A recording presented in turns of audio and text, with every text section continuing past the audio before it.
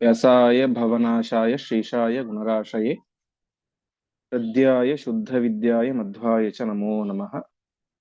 ನಾರಾಯಣಾಯ ಪರಿಪೂರ್ಣ ಗುಣಾರ್ಣವಾಯ ವಿಶ್ವೋದಯ ಸ್ಥಿತಿಲಯೋ ನಿಯತಿಪ್ರದಾಯ ಜ್ಞಾನಪ್ರದಾಯ ವಿಬುಧಾ ಸುರಸೌಖ್ಯ ದುಃಖ ಸತ್ಕಾರಣಾಯ ವಿತತಾಯ ನಮೋ ನಮಸ್ತೆ. ಶ್ರೀ ಗುರುಭ್ಯೋ ನಮಃ. ಹರಿ ಓಂ.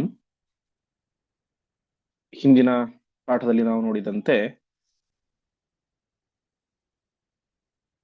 ಆ ಪುಟ್ಟ ಮಥುರಾ ನಗರದ ಮೇಲೆ ಆಕ್ರಮಣ ಮಾಡಲಿಕ್ಕೆ ಅಂತ ಬಲಿಷ್ಠವಾದಂತಹ 3 ಕೋಟಿ ಅಕ್ಷೋಹಿಣಿ ಸೈನ್ಯ, ಕಾಲಯೋಧನ ಸೈನ್ಯ ಹತ್ತಿರಕ್ಕೆ ಬರ್ತಾ ಇದೆ ಎನ್ನುವಂತಹ ವಿಚಾರ ಶ್ರೀಕೃಷ್ಣ ಪರಮಾತ್ಮನಿಗೆ ಗೊತ್ತಾಯಿತು.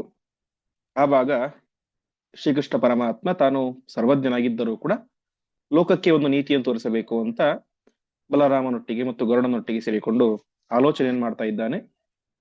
ಈ ಅಪಾರವಾದಂತಹ ಕಾಲಯೋಧನ ಸೈನ್ಯ ಬಂದರೆ ಮಥುರಾ ಪಟ್ಟಣದ ಮೇಲೆ ತಡೆದುಕೊಳ್ಳಿಕ್ಕೆ ಅಸಾಧ್ಯ. ಹಾಗಾಗಿ ಮಥುರಾ ಪಟ್ಟಣವನ್ನ ಸಮುದ್ರಕ್ಕೆ ಸ್ಥಳಾಂತರಿಸೋಣ ಅಂತ ಚಿಂತನೆಯನ್ನು ಮಾಡಿ ಅಲ್ಲಿ ಒಂದು ನಗರ ನಿರ್ಮಾಣ ಆಗಬೇಕು, ವಾಸಕ್ಕೆ ಯೋಗ್ಯವಾದಂತಹ ನಗರ. ಹಾಗಾಗಿ ಆ ನಗರವನ್ನು ನಿರ್ಮಾಣ ಮಾಡಲಿಕ್ಕೆ ಅಂತ ಅಸ್ಮರತ್ ಸುರೇಶ ವರ್ಧಕಿಂ, ದೇವಶಿಲ್ಪಿಯಾದಂತಹ ವಿಶ್ವಕರ್ಮನನ್ನ ಶ್ರೀಕೃಷ್ಣ ಪರಮಾತ್ಮ ನೆನೆಸಿದ ಅಂತ ಇಷ್ಟ ಆಗಿತ್ತು. ಇಂದು 112ನೇ ಶ್ಲೋಕದಿಂದಾಗಿ ಪ್ರಾರಂಭ. ಸಭೌವನ ಸಮಾಗತಃ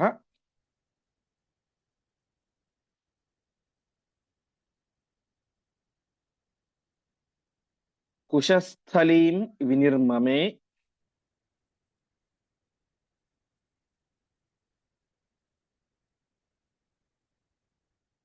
ನಿರಂಬುಕೇತು ಸಾಗರೆ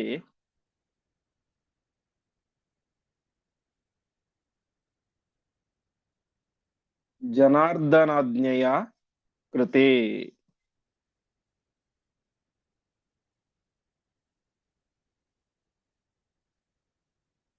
ಮಹೋದಕಸ್ಯ ಮಧ್ಯತಃ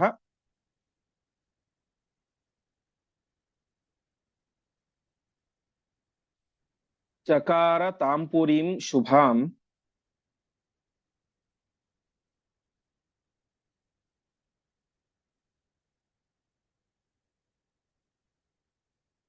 ದ್ವಿಷಟ್ಕ ಯೋಜನಾಯತಾಂ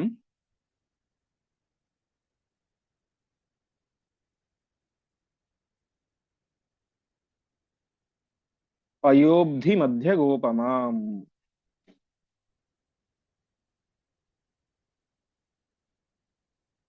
ಪದಚ್ಛೇದ.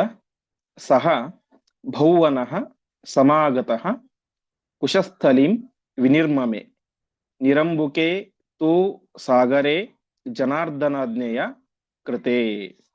ಮಹೋದಕಸ್ಯ ಮಧ್ಯತಃ ಚಕಾರ ತಾಂ ಪುರೀಂ ಶುಭಾಂ ದ್ವಿಷಟ್ಕಯೋಜನಾಯತಾಂ ಪಯೋಬ್ಧಿ ಮಧ್ಯ ಗೋಪಮಾಂ. ಪರಮಾತ್ಮ ನೆನೆಸಿದ ತಕ್ಷಣ ಅಲ್ಲಿಗೆ ಭೌವನಃ ಸಮಾಗತಃ, ಭೌವನ ಬಂದ. ಭೌವನ ಅಂತಂದ್ರೆ ವಿಶ್ವಕರ್ಮ ಇನ್ನೊಂದು ಹೆಸರು. ಯಾಕೆಂತಂದ್ರೆ ಈ ವಿಶ್ವಕರ್ಮನ ತಂದೆ ಭುವನ ಅಂತ. ಸೊ ಭುವನನ ಮಗ, ಹಾಗಾಗಿ ವಿಶ್ವಕರ್ಮನಿಗೆ ಭೌವನ.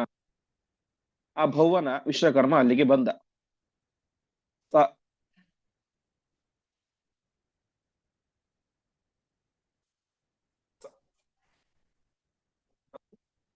ಸಮುದ್ರದಲ್ಲಿ ಪಟ್ಟಣವನ್ನು ನಿರ್ಮಾಣ ಮಾಡಬೇಕು. ಅದರಲ್ಲಿ ಅಪಾರವಾದಂತಹ ನೀರಿರುತ್ತೆ. ಅಲ್ಲಿ ಪಟ್ಟಣವನ್ನು ಹೇಗೆ ನಿರ್ಮಾಣ ಮಾಡೋದು? ಅದಕ್ಕೆ ಜನಾರ್ದನಾಜ್ಞೆಯ, ಪರಮಾತ್ಮನ ಆಜ್ಞೆಯಿಂದಾಗಿ ಸಾಗರ ಏನಾಯಿತು? ನಿರಂಬುಕೆ. ಅಂಬು ಅಂತಂದ್ರೆ ನೀರು. ಅಂದ್ರೆ ಪರಮಾತ್ಮನ ಒಂದು ಅಪ್ಪಣೆಯಂತೆ, ಪರಮಾತ್ಮನ ಇಚ್ಛೆಯಂತೆ ಸಾಗರ ಅಲ್ಲಿ ನಗರವನ್ನ ನಿರ್ಮಾಣ ಮಾಡ್ಲಿಕ್ಕೆ ಜಾಗವನ್ನ ಬಿಟ್ಟುಕೊಡ್ತು, ನೀರನ್ನ ಹಿಂದಕ್ಕೆ ತೆಗೆದುಕೊಂಡಿತು. ಆ ರೀತಿಯಾಗಿ ನೀರಿಲ್ಲದೆ ಇದ್ದಂತಹ ಒಂದು ಸ್ಥಳ ಅಲ್ಲಿಗೆ ನಿರ್ಮಾಣವಾದಾಗ ಅಲ್ಲಿ ಕುಶಸ್ಥಲೀಂ ವಿನಿರ್ಮಮೆ, ದ್ವಾರಕಾ ಪಟ್ಟಣವನ್ನ ವಿಶ್ವಕರ್ಮ ಅಲ್ಲಿ ನಿರ್ಮಾಣವನ್ನು ಮಾಡಿದ ಎಂಬುದಾಗಿ ತಿಳಿಸ್ತಾ ಇದ್ದಾರೆ. ಅದು ಹೇಗಿತ್ತು ಅಂತ ತಿಳಿಸ್ತಾ ಇದ್ದಾರೆ. ಮಹೋದಕಸ್ಯ ಮಧ್ಯತಃ, ಮಹೋದಕ ಭಾರೀ ನೀರಿನ ಇರುವಂತಹ ಆ ಸಮುದ್ರದ ಮಧ್ಯದಲ್ಲಿ ಶುಭಾಂಪುರಿಂ, ಅತ್ಯಂತ ಮಂಗಳಕರವಾದಂತಹ ಆ ಪಟ್ಟಣವನ್ನ ನಿರ್ಮಾಣ ಮಾಡಿದ. ಅದು ಹೇಗಿತ್ತು? ದ್ವಿಷಟ್ಕ ಯೋಜನಾಯತಾಂ. ದ್ವಿಷಟ್ಕ ಅಂದ್ರೆ 6 ರ 2, ಅಂದ್ರೆ 12 12 ಯೋಜನದಷ್ಟು ಉದ್ದವಾದಂತಹ ಆ ಒಂದು ಮಂಗಳಕರವಾದಂತಹ ಆ ದ್ವಾರಕಾಪಟ್ಟಣವನ್ನ ಅಲ್ಲಿ ವಿಶ್ವಕರ್ಮ ನಿರ್ಮಾಣ ಮಾಡ್ತಾ ಇದ್ದಾನೆ. ಅದ್ ಹೇಗಿತ್ತು ಅಂತಂದ್ರೆ, ಪಯೋಬ್ಧಿ ಮಧ್ಯ ಗೋಪಮ, ಕ್ಷೀರ ಸಮುದ್ರದ ಮಧ್ಯದಲ್ಲಿ ಶ್ವೇತದ್ವೀಪ ಇರುವಂತೆ ಆ ಸಮುದ್ರದ ಮಧ್ಯದಲ್ಲಿ ಈ ದ್ವಾರಕಾಪಟ್ಟಣ ರಾರಾಜಿಸ್ತಾ ಇತ್ತು. ಹೀಗೆ ಶ್ರೀಕೃಷ್ಣ ಪರಮಾತ್ಮನ ಆಜ್ಞೆಯಂತೆ ದೇವಶಿಲ್ಪಿಯಾದಂತಹ ವಿಶ್ವಕರ್ಮ ಸಮುದ್ರದ ಮಧ್ಯದಲ್ಲಿ ಅತ್ಯದ್ಭುತವಾದಂತಹ ಆ ಒಂದು ದ್ವಾರಕಾಪಟ್ಟಣವನ್ನ ನಿರ್ಮಾಣ ಮಾಡ್ತಾ ಇದ್ದಾನೆ. ಮುಂದೆ ಚಕಾರ ಲಾವಣೋದಕಂ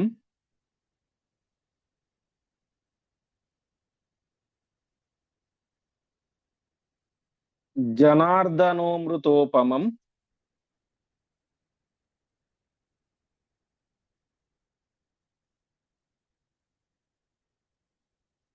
ಸಭಾಂ ಸುಧರ್ಮನಾಮಿಕಾಂ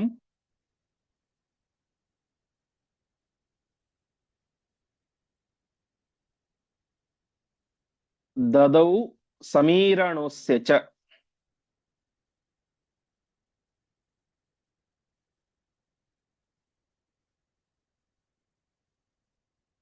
ಶತಕ್ರತೋಃ ನಭಾಂ ತುತಾಂ ಸಭಾಂ ತುತಾಂ ಶತಕ್ರತೋಃ ಸಭಾಂ ತುತಾಂ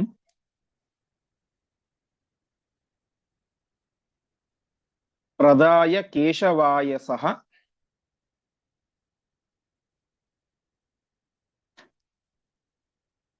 ನಿಧೀನ್ ಸಮರ್ಪ್ಯ ಸರ್ವಶಃ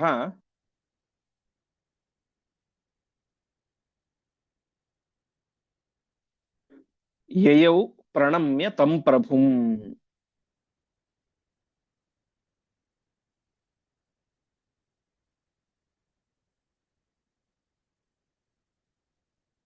ಪದಚ್ಛೇದ.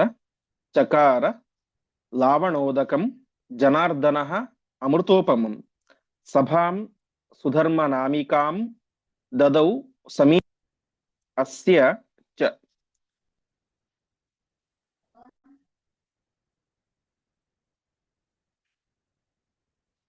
ಕ್ರತೋಃ ಸಭಾಂ ತು ತಾಂ ಪ್ರದಾಯ ಕೇಶವಾಯ ಸಹ ನಿಧೀನ್ ಸಮರ್ಪ್ಯ ಸರ್ವಶಃ ಯಯೌ ಪ್ರಣಮ್ಯ ತಂ ಪ್ರಭುಂ.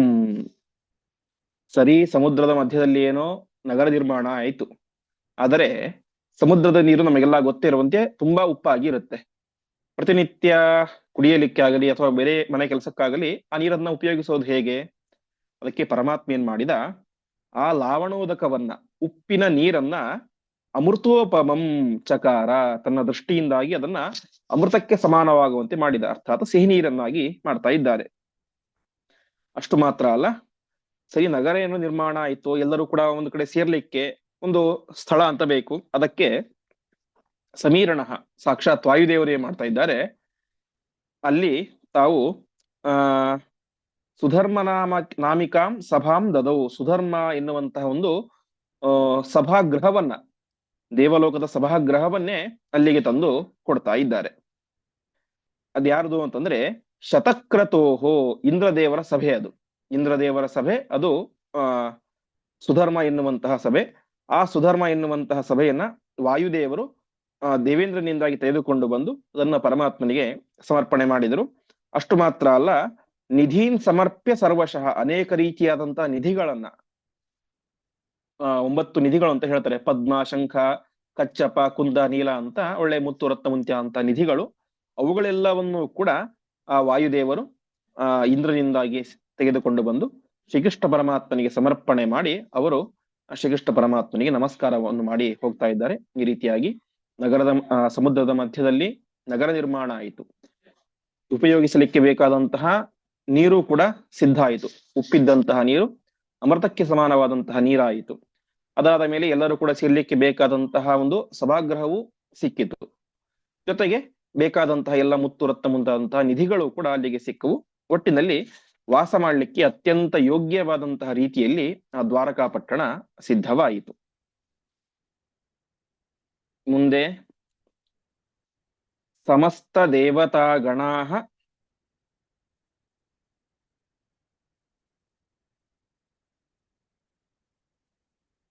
ಸ್ವಕೀಯಮಾರ್ಪಯನ್ ಹರೌ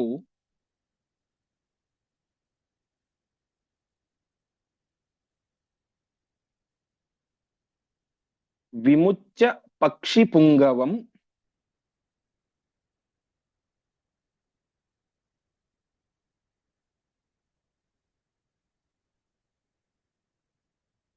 ಸಯೋದ್ಧುಮಿಚ್ಛದಚ್ಯುತಃ.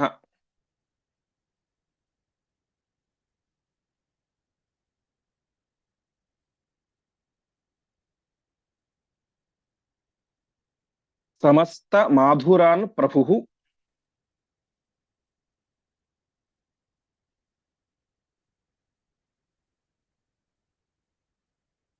ಕುಶಸ್ಥಲೀ ಸ್ಥಿತಾನ್ ಕ್ಷಣಾತ್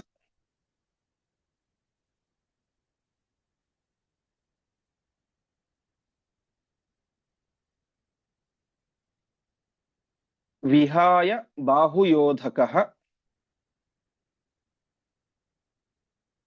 ಅಥವಾ ವಿಧಾಯ ಬಾಹುಯೋಧಕಃ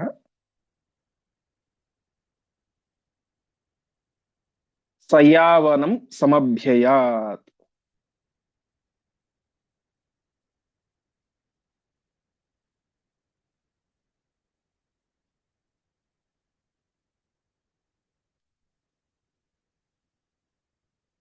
ಪದಚ್ಛೇದ. ಸಮಸ್ತ ದೇವತಾಗಣಾಃ ಸ್ವಕೀಯಂ ಅರ್ಪಯನ್ ಹರೌ ವಿಮುಚ್ಯ ಪಕ್ಷಿಪುಂಗವಂ ಸಹ ಯೋದ್ಧುಂ ಐಚ್ಛತ್ ಅಚ್ಯುತಃ. ಸಮಸ್ತಮಾಧುರಾನ್ ಪ್ರಭುಃ ಕುಶಸ್ಥಲೀ ಸ್ಥಿತಾನ್ ಕ್ಷಣಾತ್ ವಿಧಾಯ ಬಾಹುಯೋಧಕಃ ಸಹ ಯಾವನಂ ಸಮಭ್ಯಯಾತ್. ಬರೀ ವಾಯುದೇವರು ಮಾತ್ರ ತಂದು ಕೊಟ್ಟಿದ್ದಲ್ಲ, ಸಮಸ್ತ ದೇವತಾಗಣಾಃ ಅಂದ್ರೆ ಎಲ್ಲ ದೇವಾನುದೇವತೆಗಳು ಕೂಡ ಸ್ವಕೀಯಂ ತಮ್ಮ ಹತ್ತಿರ ಇದ್ದಂತಹ ಎಲ್ಲ ಶ್ರೇಷ್ಠ ವಸ್ತುಗಳನ್ನು ಕೂಡ ಅವರೇನ್ ಮಾಡ್ತಾ ಇದ್ದಾರೆ, ಹರವು ಅರ್ಪಯನ್ ಪರಮಾತ್ಮನಿಗೆ ಬಂದು ಸಮರ್ಪಣೆಯನ್ನು ಮಾಡ್ತಾ ಇದ್ದಾರೆ. ಅಂದ್ರೆ ಅದರ ಉದ್ದೇಶ ಇಷ್ಟು, ದ್ವಾರಕಾ ಪಟ್ಟಣ ಆಗ ತಾನೇ ನಿರ್ಮಾಣವಾಗಿದೆ, ಹೊಸದಾಗಿ ನಿರ್ಮಾಣವಾದಂತಹ ಪಟ್ಟಣ, ಅದರಲ್ಲೂ ಕೂಡ ಸಮುದ್ರದ ಮಧ್ಯದಲ್ಲಿ ನಿರ್ಮಾಣವಾದಂತಹ ಪಟ್ಟಣ. ಮಥುರಾ ಪಟ್ಟಣವನ್ನು ಎಷ್ಟೇ ಅಲ್ಲಿಗೆ ಶಿಫ್ಟ್ ಮಾಡಿದ್ರು ಕೂಡ ಅಲ್ಲಿರುವಂತಹ ಪ್ರತಿಯೊಂದು ವಸ್ತುಗಳನ್ನು A to Z ವಸ್ತುಗಳನ್ನು ಅಲ್ಲಿ ತಂದು ಇಡ್ಲಿಕ್ಕೆ ಸಾಧ್ಯ ಆಗೋದಿಲ್ಲ. ಮತ್ತು ಏನಾದರೂ ಬೇಕು ಅಂದ್ರೂ ಕೂಡ ಅದು ಮಧ್ಯದಲ್ಲಿರುವಂತಹ ದ್ವೀಪ, ಸಮುದ್ರದ ಮಧ್ಯದಲ್ಲಿರುವಂತಹ ದ್ವೀಪ, ಏನೋ ಒಂದು ವಸ್ತು ಬೇಕು ಅಂದ ತಕ್ಷಣ ದಾಟಿಕೊಂಡು ಹೋಗೋದು ಕಷ್ಟ ಬೇರೆ ಕಡೆಗೆ. ಹಾಗಾಗಿ ಅಲ್ಲಿ ಜೀವನ ಮಾಡ್ಲಿಕ್ಕೆ ಬೇಕಾದಂತಹ ಎಲ್ಲ ವಿಧವಾದಂತಹ ಉತ್ತಮ ವಸ್ತುಗಳನ್ನು ಕೂಡ ದೇವಾನುದೇವತೆಗಳು ತಂದು ಅಲ್ಲಿಗೆ ಸಮರ್ಪಣೆಯನ್ನು ಮಾಡ್ತಾ ಇದ್ದಾರೆ. ಇಷ್ಟೆಲ್ಲ ಆಯಿತು. ಕೊನೆಗೆ ವಿಮುಚ್ಯ ಪಕ್ಷಿ ಪುಂಗವಂ, ಪುಂಗವ ಅಂದ್ರೆ ಶ್ರೇಷ್ಠ, ಪಕ್ಷಿ ಶ್ರೇಷ್ಠನಾದಂತಹ ಗರುಡನನ್ನ ಪರಮಾತ್ಮ ವಿಮುಚ್ಯ ಕಳಿಸಿಕೊಟ್ಟ. ಆಯ್ತು, ನೀನು ಬಂದಂತಹ ಕೆಲಸ ಆಯ್ತು, ನೀನು ಇನ್ನು ಹೊರಡಬಹುದು ಅಂತ ಹೊಡೆದ. ಅದಾದ ಮೇಲೆ ಯೋದ್ಧುಂ ಐಚ್ಛದ ಅಚ್ಯುತಃ, ಪರಮಾತ್ಮ ಮುಂದೆ ಆ ಕಾಲಯವನೊಟ್ಟಿಗೆ ಯುದ್ಧ ಮಾಡಬೇಕು ಅಂತ ತಾನು ಸಿದ್ಧನಾದ. ಸಮಸ್ತ ಮಾಧುರಾನ್ ಪ್ರಭು, ಮಥುರಾ ಪಟ್ಟಣದ ಎಲ್ಲ ಪ್ರಜೆಗಳನ್ನು ಕೂಡ ಪರಮಾತ್ಮ ಕ್ಷಣಾತ್ ಕುಶಸ್ಥಲಿ ಸ್ಥಿತಾನ್, ಕ್ಷಣದಲ್ಲಿ ತಾನೇ ಮಾಡಿದ, ಕುಶಸ್ಥಲಿಯಲ್ಲಿ ಇರುವಂತೆ ಮಾಡಿದ. ಅಂದ್ರೆ ಮಥುರಾ ಪಟ್ಟಣದಿಂದಾಗಿ ಎಲ್ಲರನ್ನು ಕರೆದುಕೊಂಡು ಏನೋ ತಾಸುಗಟ್ಟಲೆ ದಿನಗಟ್ಟಲೆ ಪ್ರಯಾಣ ಮಾಡಲಿಲ್ಲ, ಕ್ಷಣದಲ್ಲಿ ಪ್ರತಿಯೊಬ್ಬರನ್ನು ಕೂಡ ಮಥುರಾ ಪಟ್ಟಣದಿಂದಾಗಿ ಕುಶಸ್ಥಲಿಗೆ, ದ್ವಾರಕಾ ಪಟ್ಟಣಕ್ಕೆ ಪರಮಾತ್ಮ ಶಿಫ್ಟ್ ಮಾಡ್ತಾ ಇದ್ದಾನೆ. ಅದಾದ ಮೇಲೆ ತಾನೇನ್ ಮಾಡಿದ, ಆ ಯಾವನಂ ಕಾಲಯವನ ಹತ್ತಿರ ಬಾಹುಯೋಧಕ ಸಮಭ್ಯಯ, ತನ್ನ ಬಾಹುಯುದ್ಧವನ್ನು ಮಾಡ್ಲಿಕ್ಕೆ, ಯಾವುದೇ ಆಯುಧಗಳನ್ನು ಹಿಡಿದುಕೊಳ್ಳದೇನೆ ಅವನೊಟ್ಟಿಗೆ ಬಾಹುಯುದ್ಧವನ್ನು ಮಾಡ್ಲಿಕ್ಕೆ ಅಂತ ಕಾಲಯವನ ಹತ್ತಿರ ಹೋಗ್ತಾ ಇದ್ದಾನೆ. ಹೀಗೆ ಮಥುರಾ ಪಟ್ಟಣದಲ್ಲಿ ಇದ್ದಂತಹ ಎಲ್ಲ ಪ್ರಜೆಗಳನ್ನು ಕೂಡ ಸುರಕ್ಷಿತವಾಗಿ ಯಾವ ದ್ವಾರಕಾ ಪಟ್ಟಣದಲ್ಲಿ ಇರಿಸಿ ತಾನು ಮಾತ್ರ ಬಾಹುಯುದ್ಧವನ್ನು ಮಾಡ್ಲಿಕ್ಕೆ ಅಂತ ಆ ಕಾಲಯವನ ಹತ್ತಿರ ಬರ್ತಾ ಇದ್ದಾನೆ. ಅನಂತ ಶಕ್ತಿರಪ್ಯಜಃ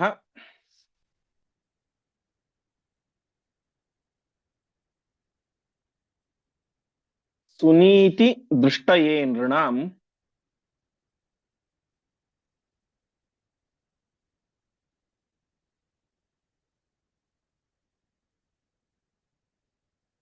ವ್ಯವಾಸಯನ್ ನಿಜಾನ್ ಜನಾನ್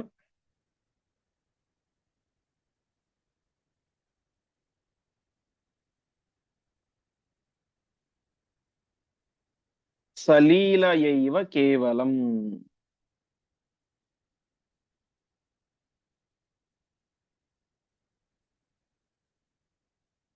ಅನಾದ್ಯನಂತ ಕಾಲಕಂ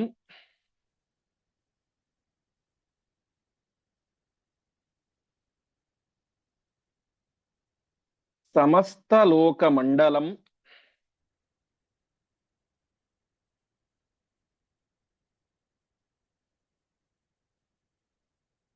ಯದೀಕ್ಷಯೈವ ರಕ್ಷತೆ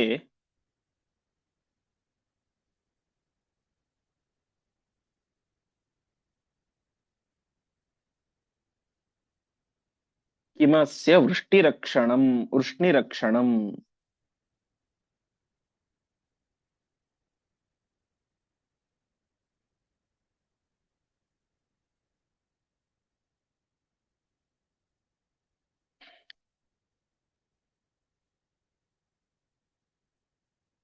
ಪದಚ್ಛೇದ. ಅನಂತ ಶಕ್ತಿ ಅಪಿ ಅಜಃ ಸುನೀತಿ ದೃಷ್ಟಯೇ ನೃಣಾಂ ವ್ಯವಾಸಯನ್ ನಿಜಾನ್ ಜನಾನ್ ಸಹ ಲೀಲಯ ಏವ ಕೇವಲಂ. ಅನಾದ್ಯನಂತ ಕಾಲಕಂ ಸಮಸ್ತ ಲೋಕಮಂಡಲಂ ಯದೀಕ್ಷಯ ಏವ ರಕ್ಷತೆ ಕಿಂ ಅಸ್ಯ ವೃಷ್ಣಿರಕ್ಷಣಂ. ಪರಮಾತ್ಮನಿಗೆ ಸಾಮರ್ಥ್ಯ ಇರಲಿಲ್ವಾ ಅಂತ ಪ್ರಶ್ನೆ ಬರುತ್ತೆ. ಎಲ್ಲ ಪ್ರಜೆಗಳನ್ನು ಕೂಡ ಮಥುರಾ ಪಟ್ಟಣದಲ್ಲಿಯೇ ಇಟ್ಟು ಆ ಕಾಲಯವನ ಸೈನ್ಯವನ್ನು ಸಂಹಾರ ಮಾಡುವಂತಹ ಸಾಮರ್ಥ್ಯ ಪರಮಾತ್ಮನಿಗೆ ಇರ್ಲಿಲ್ವಾ ಅಂತಂದ್ರೆ ಅದಕ್ಕೆ ಹೇಳ್ತಾ ಇದ್ದಾರೆ, ಅನಂತ ಶಕ್ತಿ. ಪರಮಾತ್ಮನ ಸಾಮರ್ಥ್ಯ ಅನಂತವಾದಂತಹ ಶಕ್ತಿ. ಅಷ್ಟಿದ್ದರೂ ಕೂಡ ಪರಮಾತ್ಮ ಏನ್ ಮಾಡಿದ, ನೃಣಾಂ ಸುನೀತಿ ದೃಷ್ಟಯೇ, ರಾಜರುಗಳಿಗೆ ಮನುಷ್ಯರುಗಳಿಗೆ ಸುನೀತಿ ದೃಷ್ಟಯೇ, ಇಂತಹ ಕಷ್ಟದ ಸಂದರ್ಭ ಬಂದಾಗ ಮಥುರಾ ಪಟ್ಟಣದ ಸೈನ್ಯ ಕಾಲಯವನ ಸೈನ್ಯಕ್ಕೆ ಕಂಪೇರ್ ಮಾಡಿದರೆ ಏನೇನೂ ಅಲ್ಲ, 1% ಕೂಡ ಅಲ್ಲ. ಹಾಗಾಗಿ ಇಷ್ಟು ಅಪಾರವಾದಂತಹ ಬಲಿಷ್ಠವಾದಂತಹ ಸೈನ್ಯ ಆಕ್ರಮಣ ಮಾಡಿದಾಗ ರಾಜರಾದಂಥವ್ರು ಅಥವಾ ಈ ಮನುಷ್ಯರೇ ಆಗಲಿ ಯಾವುದೊಬ್ಬ ಶತ್ರುಗಳು ಈ ರೀತಿ ಆಕ್ರಮಣ ಮಾಡಿದಾಗ ಯಾವ ರೀತಿಯಾದಂತಹ ನೀತಿಯನ್ನ ಅನುಸರಿಸಬೇಕು. ರಾಜರಾದಂಥವ್ರು ಇಡೀ ನಗರವನ್ನೇ ಖಾಲಿ ಮಾಡಿಸಿ ಅವರನ್ನ ಒಂದು ಸುರಕ್ಷಿತವಾದಂತಹ ಸ್ಥಳದಲ್ಲಿ, ರಹಸ್ಯವಾದಂತಹ ಸ್ಥಳದಲ್ಲಿ ಇರಿಸಬೇಕು. ಯುದ್ಧ ಎಲ್ಲ ಮುಗಿದ ಮೇಲೆ ಮತ್ತೆ ವಾಪಸ್ ಅವರನ್ನು ತಮ್ಮ ತಮ್ಮ ಮನೆಗೆ ಕಳಿಸಬೇಕು. ಈ ರೀತಿಯಾದಂತಹ ನೀತಿ. ಒಟ್ಟಿನಲ್ಲಿ ಪ್ರಜೆಗಳು ಸುರಕ್ಷಿತರಾಗಿರಬೇಕು ಉದ್ದೇಶ. ಆ ಒಂದು ನೀತಿಯನ್ನ ಪರಮಾತ್ಮ ಸುನೀತಿ ದೃಷ್ಟಯೇ, ಅದನ್ನ ಜಗತ್ತಿಗೆ ತೋರಿಸಲಿಕ್ಕೆ ಅಂತ ಪರಮಾತ್ಮ ಏನ್ ಮಾಡ್ತಾ ಇದ್ದಾನೆ, ನಿಜಾಂಜನಾನ್ ವ್ಯವಾಸಯನ್, ತನ್ನ ಎಲ್ಲ ಜನರನ್ನು ಕೂಡ ಅರ್ಥಾತ್ ಎಲ್ಲ ಮಥುರಾ ಪಟ್ಟಣದ ಪ್ರಜೆಗಳನ್ನು ಕೂಡ ತಾನೇ ಮಾಡಿದ.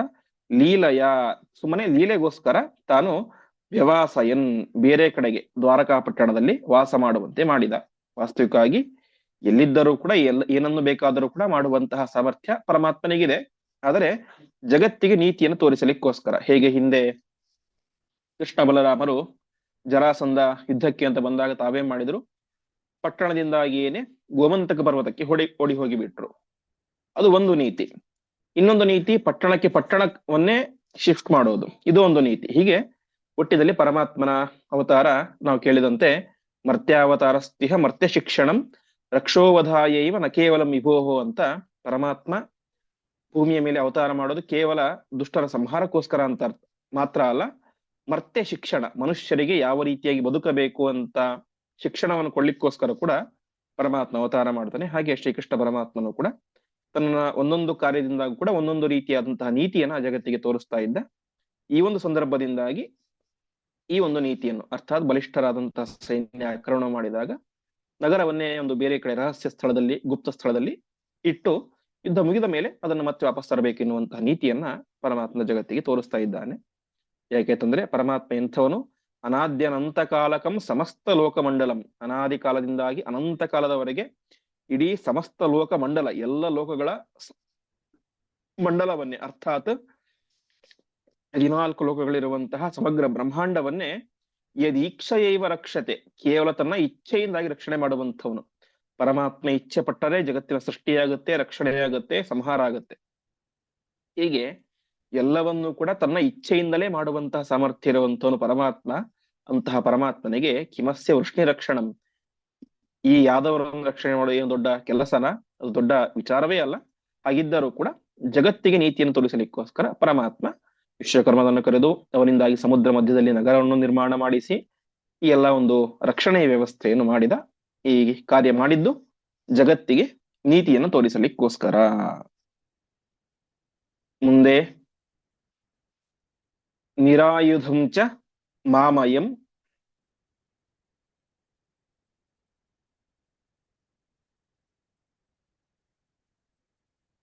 ವರಾಚ್ಛಿವಸ್ಯ ನಕ್ಷಮಃ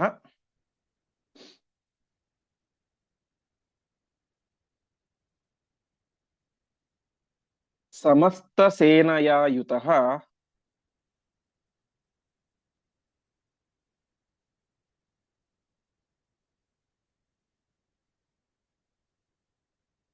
ಅಪಿ ಯೋದ್ಧುಮಿತ್ಯದರ್ಶಯತ್.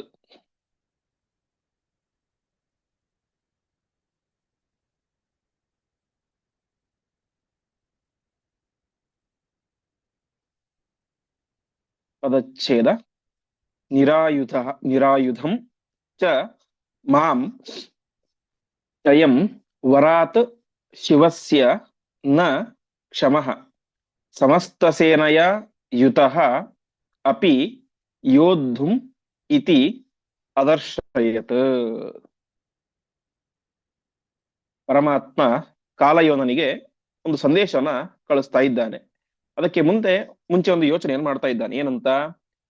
ಇವ್ರ ಹತ್ರ ಏನಿದೆ, ಕಾಲಯೋನನ ಹತ್ತಿರ ಸಮಸ್ತ ಸೇನಯಾಯುತಃ ಎಲ್ಲ ರೀತಿಯಾದಂತಹ ಸೈನ್ಯ, ಕುದುರೆ, ಆನೆ, ಕಾಲಾಳುಗಳು ಮತ್ತು ರಥ, ಈ ರೀತಿಯಾಗಿ ಒಟ್ಟಿನಲ್ಲಿ ಒಂದು ಸೈನ್ಯದಲ್ಲಿ ಏನೇನ್ ಇರಬೇಕೋ ಎಲ್ಲ ರೀತಿಯಾದ ಸೈನ್ಯ ಇದೆ. 3 ಕೋಟಿ ಅಕ್ಷೋಹಿಣಿ ಸೈನ್ಯ ಇದೆ. ಅಷ್ಟೆಲ್ಲ ಸೈನ್ಯ ಕಾಲಯೋನನ ಹತ್ರ ಇದೆ. ಜೊತೆಗೆ ಮತ್ತೇನಿದೆ? ವರಾತ್ ಶಿವಸ್ಯ, ರುದ್ರದೇವರ ವರ ಇದೆ. ಏನಂತ? ಕೃಷ್ಣನನ್ನ ಕೊಲ್ಲಬೇಕು ಅಂತ, ಕೊಲ್ಲುವಂತ ಸಾಮರ್ಥ್ಯ ನಿನಗಿದೆ ಅಂತ ವರವನ್ನು ಕೂಡ ಕೊಟ್ಟಿದ್ದಾನೆ. ಅವನು ಹುಟ್ಟಿದ್ದೆ ಕೃಷ್ಣನನ್ನ ಕೊಲ್ಲಬೇಕು ಅಂತ. ಹೀಗೆ ಕೃಷ್ಣನನ್ನು ಕೊಲ್ಲುವಂತಹ ವರ ಇದೆ, ಅಪಾರವಾದಂತಹ ಸೈನ್ಯ ಇದೆ. ಜೊತೆಗೆ ನಾನೇನಾಗಿದ್ದೇನೆ, ಅದು ಕೃಷ್ಣ ಏನಾಗಿದ್ದಾನೆ? ನಿರಾಯುಧ, ಕೈಯಲ್ಲಿ ಯಾವುದೇ ರೀತಿಯಾದ ಆಯುಧ ಇಲ್ಲ.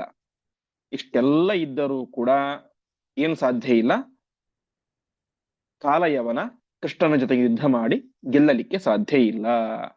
ಕಾಲಯವನ ಹತ್ತಿರ ಅಪಾರ ಸೈನ್ಯ ಇದೆ, ರುದ್ರದೇವರ ವರ ಇದೆ, ಕೃಷ್ಣ ಇರೋದು ಒಬ್ಬನೇ, ಜೊತೆಗೆ ಆಯುಧಗಳಿಲ್ಲ. ಇಷ್ಟೆಲ್ಲ ಇದ್ದರೂ ಕೂಡ ಕೃಷ್ಣನನ್ನ ಕಾಲಯವನ ಗೆಲ್ಲಿಕ್ಕೆ ಸಾಧ್ಯ ಇಲ್ಲ ಅಂತ ತೋರಿಸಲಿಕ್ಕೋಸ್ಕರ ಶ್ರೀಕೃಷ್ಣ ಪರಮಾತ್ಮ ಒಂದು ಸಂದೇಶವನ್ನ ಕಳಿಸ್ತಾ ಇದ್ದಾನೆ. ಏನು? ಸಕೃಷ್ಣ ಪನ್ನಗಂ ಘಟೆ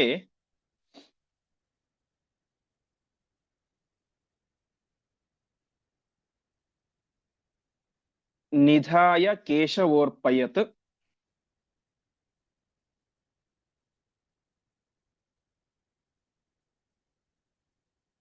ನಿರಾಯುಧೋಪ್ಯಹಂ ಕ್ಷಮಃ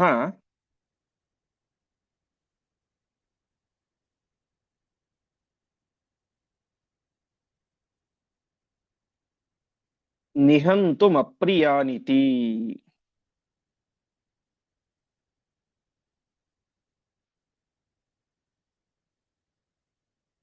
ಘಟಂ ಪಿಪೀಲಿಕಾ ಗಣೈಃ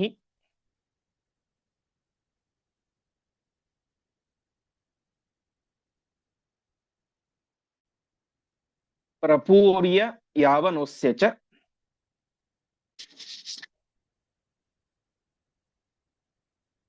ಬಹುತ್ವತೋ ವಿಜೇಷ್ಯ ಇತಿ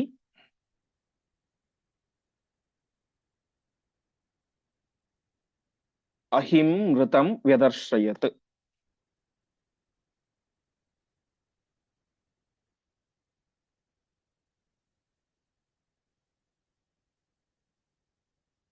ಪದಚ್ಛೇದ.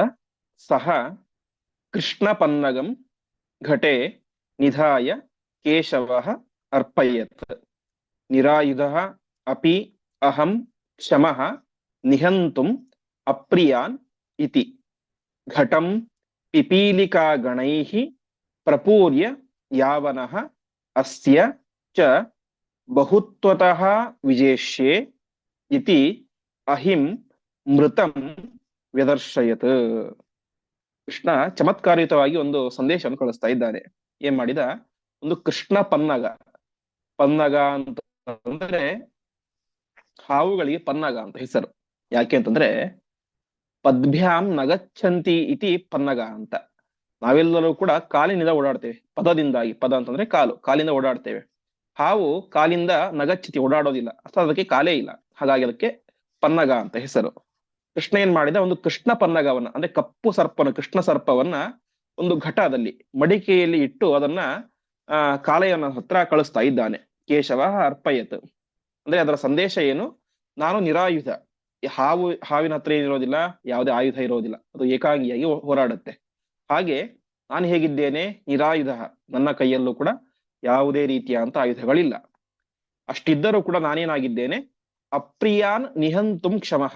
ಅಪ್ರಿಯರು ಅಂದ್ರೆ ಶತ್ರುಗಳು, ಪ್ರಿಯರು ಅಂದ್ರೆ ನಮಗೆ ಪ್ರೀತಿ ಪಾತ್ರರು, ಬಂಧುಗಳು, ಮಿತ್ರರು. ಅಪ್ರಿಯರು ಅಂದ್ರೆ ಶತ್ರುಗಳು. ನಾನು ಎಲ್ಲ ಶತ್ರುಗಳನ್ನು ಕೂಡ ಕೊಲ್ಲಲಿಕ್ಕೆ ಸಮರ್ಥ ಇದ್ದೇನೆ. ಈ ಹಾವು ಹೇಗೆ ಯಾವುದೇ ಆಯುಧಗಳನ್ನ ಹಿಡಿಯದೇ ಹೋದರೂ ಕೂಡ ಶತ್ರುಗಳನ್ನ ಕೊಲ್ಲುತ್ತೋ, ಹಾಗೆ ನಾನು ಕೂಡ ಆಯುಧಗಳನ್ನ ಹಿಡಿಯದೇ ಹೋದರೂ ಕೂಡ ನಿಮ್ಮನ್ನೆಲ್ಲರನ್ನು ಕೂಡ ಕೊಲ್ತೇನೆ ಅನ್ನುವಂತಹ ಒಂದು ತನ್ನ ಸಾಮರ್ಥ್ಯವನ್ನ ಅಲ್ಲಿ ವ್ಯಕ್ತಪಡಿಸಿ ಕಳಿಸಿದ್ದ. ಕಾಲಯವನ ನೋಡಿದ, ಅವನು ಇನ್ನೊಂದು ಪ್ಲಾನ್ ಮಾಡಿದ. ಅವನು ಅದೇ ಮಡಿಕೆಯಲ್ಲಿ ಏನ್ ಮಾಡಿದ, ಪಿಪೀಲಿಕಾ ಗಣೈಹಿ, ಪಿಪೀಲಿಕಾ ಅಂದ್ರೆ ಇರುವೆ, ಸಾವಿರಾರು ಇರುವೆಗಳನ್ನ ಅದ್ರಲ್ಲಿ ಹಾಕ್ಬಿಟ್ಟ, ಪ್ರಪೂರ್ಯ ತುಂಬಿಸಿದ. ತುಂಬಿಸಿದಾಗ ಏನಾಯ್ತು, ಸಹಜವಾಗಿ ಅಷ್ಟು ಇರುವೆಗಳು ಒಂದೇ ಕಡೆಗೆ ಹೊಕ್ಕಾಗ ಆ ಕೃಷ್ಣ ಸರ್ಪವನ್ನ ಕೊಂದು ಬಿಟ್ಟು, ಎಲ್ಲ ಇರುವೆಗಳು ಸೇರಿಕೊಂಡು ಆ ಇರುವೆಯನ್ನ ಹಾವನ್ನ ಸಾಯಿಸಿ ಹಾಕ್ಬಿಟ್ಟು, ಈ ರೀತಿಯಾಗಿ ಮಾಡಿ ಅದನ್ನ ವಾಪಸ್ ಕಳಿಸ್ತಾನೆ ಮಡಿಕೆಯನ್ನ. ಅಂದ್ರೆ ಅವನ ಉದ್ದೇಶ ಏನು ಅಂತಂದ್ರೆ, ಬಹುತ್ವತೋ ವಿಜೇಷ್ಯೆ, ನೀನು ಒಬ್ಬನೇ ಇರಬಹುದು, ಆದ್ರೆ ನಾವೇ ಹೀಗಿದ್ದೇವೆ, ಬಹುತ್ವತಃ ನಮ್ಮಲ್ಲಿ ಸಂಖ್ಯೆ ಜಾಸ್ತಿ ಇದೆ, 3 ಕೋಟಿ ಅಕ್ಷೋಹಿಣಿ ಸೈನ್ಯ ಇದೆ. ಹಾವು ಒಂದೇ ಇತ್ತು, ಬಲಿಷ್ಠ ಇತ್ತು, ಇದ್ದರೂ ಕೂಡ ಏನಾಯ್ತು, ಸಾವಿರಾರು ಇರುವೆಗಳು ಸೇರಿದಾಗ ಆ ಹಾವನ್ನ ಕೊಂದು ಹಾಕಿಬಿಟ್ಟು. ಹಾಗೆ ನಾವು ಕೂಡ 3 ಅಕ್ಷೋಹಿಣಿ ಸೈನ್ಯದಷ್ಟು ಇದ್ದೇವೆ, ನಾವೆಲ್ಲರೂ ಕೂಡ ಸೇರಿಕೊಂಡು ನಿನ್ನನ್ನ ಕೊಲ್ತೇವೆ ಅಂತ ಈ ರೀತಿಯ ಸಂದೇಶವನ್ನ ಅಹಿಂ ಮೃತಂ ವಿದರ್ಶಯತ್. ಅಹಿ ಅಂದ್ರೆ ಸರ್ಪ, ಕೊಂದ ಸರ್ಪವನ್ನ ಮಡಿಕೆಯಲ್ಲಿ ಆ ರೀತಿಯಾಗಿ ಕಳಿಸಿದ. ಈ ರೀತಿಯಾಗಿ ಇಬ್ಬರು ಕೂಡ ಸಂದೇಶ ಮತ್ತು ಪ್ರತಿ ಸಂದೇಶಗಳನ್ನ ಕಳಿಸಿಕೊಂಡರು. ಮುಂದೆ ಕಿಮತ್ರ ಸತ್ಯಮಿತ್ಯಹಂ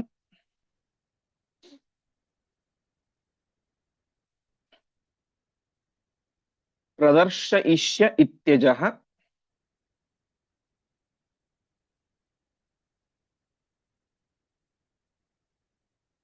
ಉದೀರ್ಯ ದೂತಮಭ್ಯಯಾತ್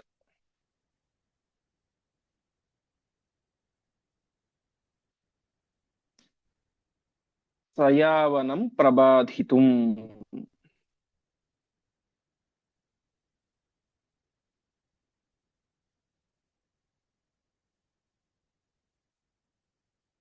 ಪದಚ್ಛೇದ. ಕಿಂ ಅತ್ರ ಸತ್ಯಂ ಇತಿ ಅಹಂ ಪ್ರದರ್ಶಯಿಷ್ಯೆ ಇತಿ ಅಜಃ ಉದೀರ್ಯ ದೂತಂ ಅಭ್ಯಯಾತ್ ಸಹ ಯಾವನಂ ಪ್ರಬಾಧಿತುಂ. ಸರಿ, ಕೊನೆಗೆ ಆ ಸೈನಿಕ ತೆಗೆದುಕೊಂಡು ಬಂದ, ಮಡಿಕೆಯನ್ನು ತೆಗೆದುಕೊಂಡು ಬಂದ, ಕಾಲಯವನ ಕಳಿಸಿದಂತ ಮಡಿಕೆ ತೆಗೆದುಕೊಂಡು ಬಂದ. ಅದರಲ್ಲಿ ಹಾವು ಕೂಡ ಸತ್ತು ಬಿಟ್ಟಿತ್ತು. ಕೃಷ್ಣ ನೋಡಿ ಹೇಳ್ತಾನೆ, ಅತ್ರ ಸತ್ಯಂ ಕಿಮಿತಿ. ಈ 2 ಆಗಿದೆ ಇಲ್ಲಿ. ಒಂದು, ನಾನು ಹಾವನ್ನ ಕಳಿಸಿದ್ದೆ, ಆ ಕಾಲಯವನ ಇರುವೆಗಳನ್ನು ತುಂಬಿಸಿ ಹಾವನ್ನ ಸಾಯಿಸಿ ಕಳಿಸಿದ್ದಾನೆ. ಹಾಗಾಗಿ ಈ 2ರಲ್ಲಿ ಯಾವುದು ನಿಜ ಆಗುತ್ತೆ ಅಂತ ನಾನು ತೋರಿಸ್ತೇನೆ. ಅಹಂ ಪ್ರದರ್ಶಯಿಷ್ಯೆ, ಹಾವು ಸಾಯುತ್ತೋ ಅಥವಾ ಇರುವೆಗಳೇ ಸಾಯ್ತಾವೋ ಅಂತ ನಾನು ತೋರಿಸ್ತೇನೆ ಅಂತ ಪರಮಾತ್ಮ ಆ ದೂತಂ ಉದೀರ್ಯ, ಆ ಸೈನಿಕನ ಹತ್ರ ಹೇಳಿ ತಾನೇ ಮಾಡಿದ.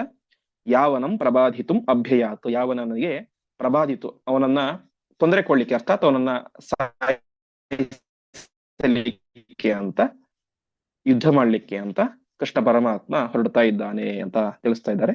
ಒಟ್ಟಿನಲ್ಲಿ ಆ ಕಾಲಯವನ ಒಂದು ಕಥೆಯನ್ನ ಆಚಾರ್ಯರು ಅತ್ಯಂತ ವಿಸ್ತಾರವಾಗಿ ಹೇಳ್ತಾ ಹೋಗ್ತಾರೆ. ಹೀಗೆ ಆ ಮಥುರಾ ಪಟ್ಟಣದ ಇಡೀ ಪಟ್ಟಣವನ್ನೇ, ಎಲ್ಲ ಜನರನ್ನು ಕೂಡ ಪರಮಾತ್ಮ ಅತ್ಯದ್ಭುತವಾಗಿ ದ್ವಾರಕಾ ಪಟ್ಟಣಕ್ಕೆ ಸ್ಥಳಾಂತರಿಸಿದ. ಅದಾದ ಮೇಲೆ ಈ ರೀತಿಯಾಗಿ ಒಂದು ಕಪ್ಪು ಹಾವನ್ನ ಅದರಲ್ಲಿ ಇಟ್ಟು ಕಳಿಸ್ತಾನೆ. ಕಳಿಸಿದಾಗ ಅವನು ಮತ್ತೆ ವಾಪಸ್ ಅದರಲ್ಲಿ ಇರುವೆಗಳನ್ನು ತುಂಬಿಸಿ ಹಾವನ್ನೇ ಸಾಯಿಸಿ ಮತ್ತೆ ಕಳಿಸ್ತಾನೆ. ಅದಕ್ಕೆ ವಾದಿರಾಜರೆಲ್ಲರ ತಾಮ್ರಪರ್ಣಿಯಾಚಾರ್ಯ ತುಂಬಾ ಚೆನ್ನಾಗಿ ವ್ಯಾಖ್ಯಾನ ಮಾಡ್ತಾರೆ. ಇದರಿಂದಾಗಿ ರುದ್ರದೇವರ ವರವು ಕೂಡ ಸತ್ಯ ಆಯ್ತು ಅಂತ ಹೇಳ್ತಾರೆ. ರುದ್ರದೇವರು ವರ ಕೊಟ್ಟಿದ್ದೇನು, ಕೃಷ್ಣ ಇಲ್ಲದಂತೆ ಮಾಡ್ತೀಯಾ ಅಂತ. ಈ ಸರ್ಪ ಹೇಗಿತ್ತು, ಅದು ಕೂಡ ಕೃಷ್ಣವೇ ಆಗಿತ್ತು. ಕೃಷ್ಣ ಅಂದ್ರೆ ಕಪ್ಪು ಅಂತ, ಕಪ್ಪು ಸರ್ಪವರು ಕೊಂದಿದ್ರಿಂದಾಗಿ ಅವನ ವರವು ಕೂಡ ಸತ್ಯ ಆಯಿತು ಅಂತ ಚಮತ್ಕಾರಯುತವಾಗಿ ಹೇಳ್ತಾರೆ. ಒಟ್ಟಿನಲ್ಲಿ ಇಷ್ಟೆಲ್ಲ ಆದ ಮೇಲೆ ಯುದ್ಧ ಮಾಡುವುದು ಅಂತ ನಿಶ್ಚಯ ಆಯಿತು. ಹಾಗಾಗಿ 3 ಕೋಟಿ ಸೈನ್ಯದೊಂದಿಗೆ ಯುದ್ಧ ಮಾಡ್ಲಿಕ್ಕೆ ಅಂತ ಪರಮಾತ್ಮ ಏಕಾಂಗಿಯಾಗಿ ಯಾವುದೇ ರೀತಿಯಾದಂತಹ ಆಯುಧಗಳನ್ನು ಕೂಡ ಧಾರಣೆ ಮಾಡದೇನೆ ಸಿದ್ಧಾದ ಯುದ್ಧವನ್ನ ಪ್ರಾರಂಭ ಮಾಡಿದ ಎಂಬುದಾಗಿ ತಿಳಿಸ್ತಾ ಇದ್ದಾರೆ. ಮತ್ತೆ ಆ ಯುದ್ಧ ಹೇಗೆ ಮುಂದುವರಿಯಿತು ಎನ್ನುವಂತ ವಿಚಾರವನ್ನ ಮುಂದಿನ ಪಾಠದಲ್ಲಿ ನೋಡೋಣ ಎಂಬುದಾಗಿ ಹೇಳುತ್ತಾ ಇಂದಿನ ಪಾಠವನ್ನ ಶ್ರೀಕೃಷ್ಣಾರ್ಪಣಮಸ್ತು.